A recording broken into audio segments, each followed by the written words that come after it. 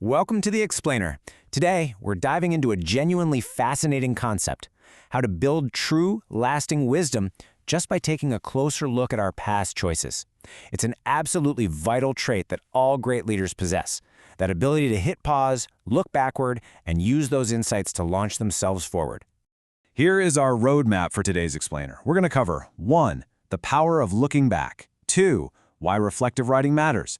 3. How to learn from leaders. 4. Turning experience into wisdom. And 5. Why education needs biblical morality. Let's get right into it. Starting with Section 1. The power of looking back. So, reflective writing, what is it exactly? Basically, it's the practice of thinking deeply and writing about your past choices so you can connect your actions to their outcomes. It helps you recognize patterns. In a world that constantly screams, go, go, go, actually stopping to examine why you made a specific choice is a massive advantage. If you don't take the time to write this stuff down, honestly, you're kind of just guessing at how to improve. And this ties perfectly into our big idea today. Look at Deuteronomy 32:7. Remember the days of old, consider the generations long past.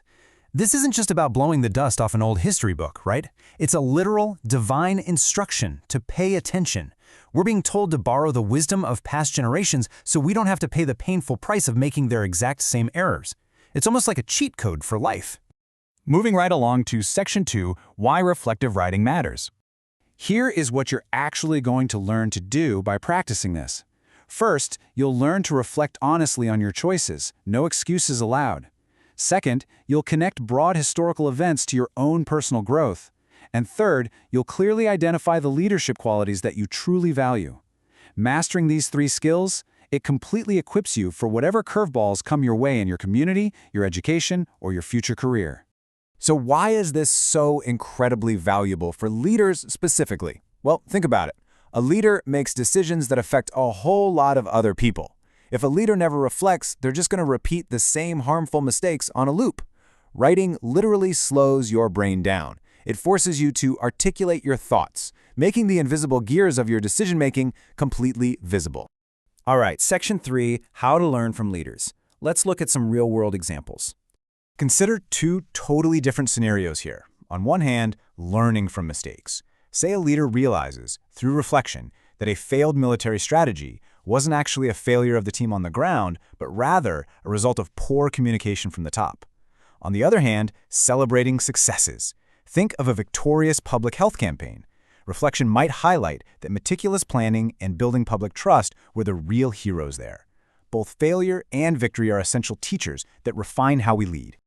Now consider your own life for a second. Can you give one example of learning from a mistake? Maybe you rushed a project and got a bad grade. What did that teach you about time management? And on the flip side, how can your past successes guide your future actions?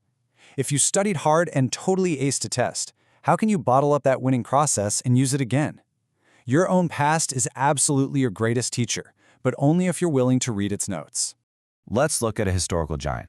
You can actually apply lessons from Abraham Lincoln's leadership during the Civil War to your own life right now. I mean, sure, you might not be running a country at war, but leadership scales. Lincoln faced massive opposition. He had to navigate conflicting advice, and he made incredibly tough calls for the greater good. When you're leading a student council or a sports team, you face those exact same dynamics. The context changes, but the core lessons, they remain exactly the same. So what is one specific leadership quality that you admire? Think about Lincoln or any other great leader you look up to. What stands out? Is it courage, empathy, their ability to listen under immense pressure? I want you to identify that exact quality right now and make it your personal goal to develop that trait within yourself this week. That brings us to Section 4, Turning experience into wisdom. There is a distinct 3-step formula for this kind of growth. Step 1, you have to experience things, both success and failure. You've got to get in the arena and actually try. Step 2, and this is the real game changer, process it. Use writing to clarify those lessons. Experience on its own is just raw data, but writing is the processor. And finally, Step 3, turn that processed experience into wisdom. Wisdom isn't just knowing a random fact, it is knowing how to apply it. Getting your thoughts down on paper transforms an everyday experience into a lifelong tool.